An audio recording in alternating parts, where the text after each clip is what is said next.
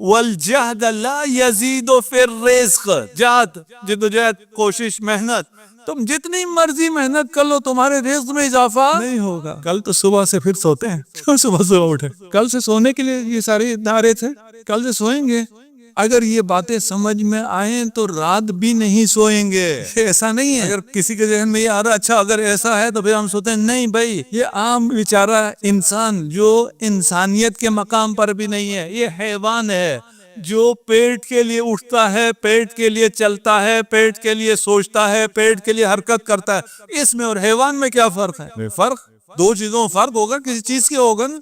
میری تمام سوچ وہی ہے جو ایک حیوان کی ہے، تو مجھ میں اور حیوان میں کیا فرق؟ وہ جتنا حیوان چلے گا اتنا میں چلوں. لیکن میرے اٹھنے کا مقصد اگر کچھ اور ہے، میرے اس دنیا میں آنے کا مقصد اگر کچھ اور ہے، تو میں اتنی محنت کروں گا نہیں، میں اس سے بہت زیادہ محنت کروں گا. میں رزق کے لیے پیدا نہیں، میں مخدوم کائنات ہوں. یہ پوری کائنات میری خدمت کے لیے خلق ہوئی ہے. میں اس لیے تھوڑی خلق ہوں کہ میں یہ مسجد بناؤں، یہ ایسی بناؤں، یہ مائک بناؤں اور اس سے مجھے رزق ملے. نہیں بھائی، کام کرنا ہے لیکن کس لیے کرنا ہے؟ صبح جاگنا ہے لیکن کس لیے جاگنا ہے؟ احادیث معصومین آپ کو انسان بنا رہے ہیں. آپ کا مرتبہ وہ مرتبہ نہیں ہے. ہم نے پہلی مجلس میں کہا تھا اگر آپ اور ایک عام مسلمان برابر ہوں، ایک طرح سوچتے ہوں، آپ کیا شیعہ ہو؟ اگر آپ اور ایک کافر ایک طرح سوچتے ہو، آپ کا نقصان اور اس کا نقصان ایک ہو، آپ کا فائدہ اور اس کا فائدہ ایک ہو، تو پھر آپ کون سے مسلمان ہوئے، وہ کون سا کافر ہوا؟ وہ کون سا کفر ہے جو اس میں ہے، وہ کون سا اسلام ہے جو آپ میں ہے؟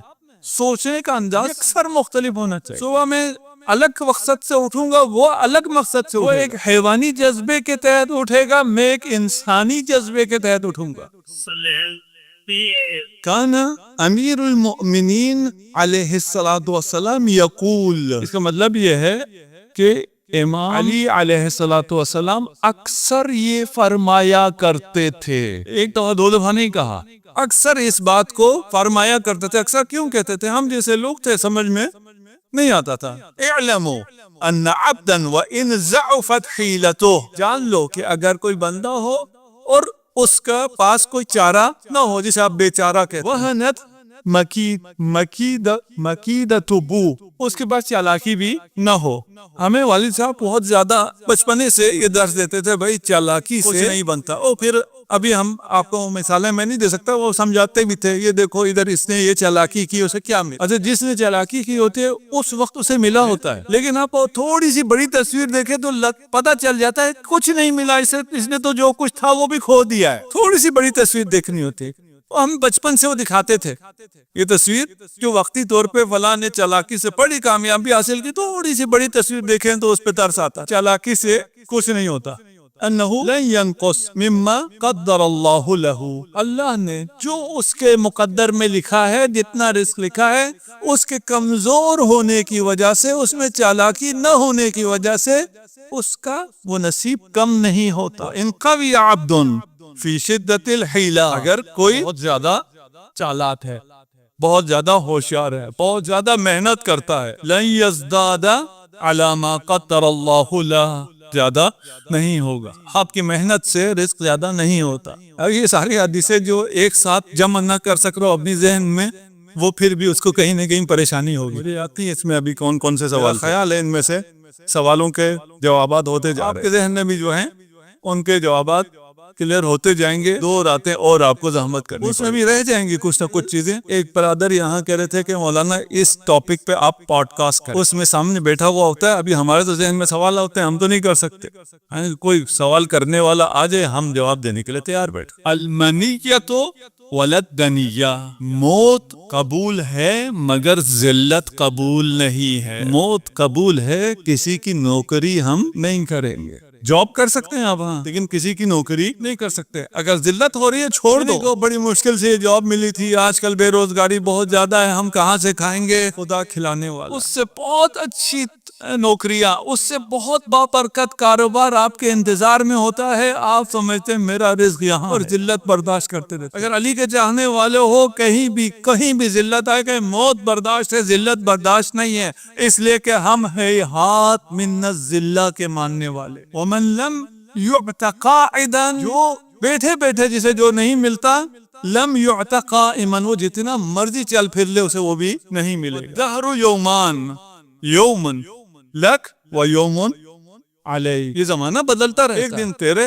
فائدے میں ایک دن تیرے نقصان میں. فَإِذَا كَانَ لَكَ فَلَا تَبْتَرْ، جب دن تمہارا ہو تو غرور نہ کرنا. وَإِذَا كَانَ عَلَيْكَ فَاصْبِرْ، جب تمہارے خلاف ہو دن تو صبر کر. بہت ہیں حدیث میں، ان میں باتیں ایسی تھیں کہ میں ان کو پیش کرنا چاہتا تھا لیکن وقت آ گیا. اسی مقابل میں کچھ حدیثیں ایسی ہیں جو کہتے ہیں کہ رزق میں اضافہ ہوتا ہے. ابھی تک ہم نے یہ کہا تھا نا رزق میں اضافہ نہیں ہوتا. یہ تمام حدیث آپ کو یہ یقین دلانا چاہ رہی تھی رزق میں اضافہ نہیں ہوتا. کچھ بھی کر لو رزق میں اضافہ نہیں ہوتا. محنت کرو رزق میں اضافہ نہیں ہوتا. چالاکی کرو رزق میں اضافہ نہیں ہوتا. کرپشن کرو رزق میں اضافہ نہیں ہوتا. چوری کرو رزق میں اضافہ نہیں ہوتا. جو رزق لکھا ہے وہی ملنا. آپ کی محنت سے کچھ ہونے والا نہیں ہے.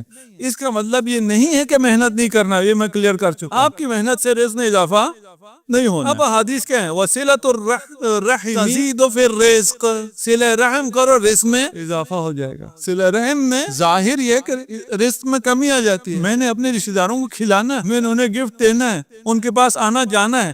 وہ اگر کسی مشکل میں آئے، صلہ رحم کا اصل مطلب یہ ہے، صرف یہ نہیں کہ آپ ان کے پاس جائیں اور کھا کے آ جائیں. ماموں کے ہاں بریانی اچھی بنتی ہے، خالہ کے ہاں دال اچھی بنتی ہے، فلاں کے ہاں حلیم اچھی بنتی ہے، میں صلہ رحم کرتا ہوں، جا کے کھا کے آ جاتا ہوں. صلہ رحم نہیں ہے، البتہ آنا جانا چاہیے. پھر صلہ رحم کیا ہے؟ اگر آپ کا رشتہ دار کبھی بھی کسی بھی مشکل میں آئے، جو پہلا نام اس کے ذہن میں آئے وہ آپ ہو. وہ بلا جھجک آپ کو کال کر سکتا ہو، آپ کو کہہ سکتا ہو میں فلاں مشکل میں آ گیا ہوں. یہ صلہ رحم ہے. یہ صلہ رحم آپ کے مال میں اضافہ کرتا ہے، آپ کے رزق میں اضافہ کرتا ہے. اور کیا چیزیں رزق میں اضافہ کرتے ہیں؟ بہت سی احادیث ہیں جو رزق میں اضافہ کرتی ہیں. قال اشتر کان غالیا، خریدو اگر سے مہنگا ہی کیوں نہ، خریدو گے تو رزق میں اضافہ ہوگا. یہ تو بالکل الٹا بتایا جا رہا ہے. ہم کہتے ہیں بچت کرو رزق میں اضافہ ہوگا، یہاں کہہ رہے خریدو رزق میں اضافہ ہوگا. آپ کے اطراف میں جتنے ایسے لوگ ہوں جو آپ کو خریدنے پہ مجبور کرتے ہیں، وہ آپ کے رزق کو کم نہیں کر رہے، آپ کے رزق میں اضافہ کر رہے ہیں. سبحان اللہ کا ان کی وائف سن رہی ہیں، گھر والے سن رہے ہیں. وہ جتنا فرمائش کرتے ہیں، آپ تو خرچ کرنے والے نہیں ہیں، آپ تو بچوں کی وجہ سے خرچ کرنے سے آپ کے رزق میں کمی نہیں ہوتی، خرچ کرنے سے آپ کے رزق میں اضافہ ہوتا ہے. رزق دینے والا کون ہے؟ اللہ. کب آپ کو دیتا ہے؟ کتنا آپ کے نصیب میں لکھتا ہے، جتنا آپ کا خرچ ہو. رزق میں اضافے کے لیے ایک اور چیز، رزق اس نے دینا ہے جس کے خزانے میں کسی چیز کی کمی نہیں ہے، دینے سے کم بھی نہیں ہوتا ہے. کیا چیز دیکھ کے دیتا ہے؟ یہ کتنا خرچ کر رہا ہے، اس کے دسترخوان پہ کتنے کھانے والے ہیں، وہ اتنا رزق دیتا ہے. اگر رزق میں تنگی آئے تو دسترخوان وسیع کرتا. یہ جو آپ کو دنیا چیزیں بتا رہی، یہ سارا اس کے بالکل الٹا ہے. آپ نے جو بھی اگر میتھ پڑھی، اکنامکس پڑھی ہے، یہ سب اس کے بالکل الٹا ہے. کیونکہ اس اکنامکس میں رازق نہیں ہے. آپ کی اکنامکس بھی بغیر رازق کے ہو تو آپ کیسے مسلمان ہیں؟ آپ کے اس میں رازق وہ ہے، جتنا خرچ ہوگا اتنا وہ دے گا. خرچ کیسے زیادہ ہوگا؟ جتنی زیادہ اولاد ہوگی خرچ اتنا زیادہ ہوگا، جتنا خرچ زیادہ ہوگا وہ اتنا زیادہ عطا کرے گا.